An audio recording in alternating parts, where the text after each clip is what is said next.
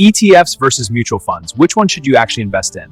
First things first, both ETFs and mutual funds give you diversification plus professional management. So no, this is not a good versus bad debate.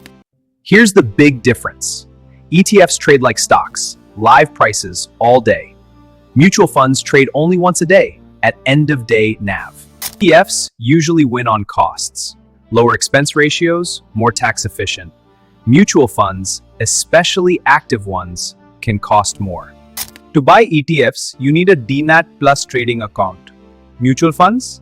You can invest directly, even with apps. No DMAT needed. Choose ETFs if you want low fees, if you like intraday liquidity, and if you're okay with managing your own trades. These features make ETFs a great choice for many investors. Bottom line, ETFs are great for active, cost-conscious investors. Mutual funds are perfect for hands-off, long-term wealth building. Comment ETF or MF. Which one are you choosing?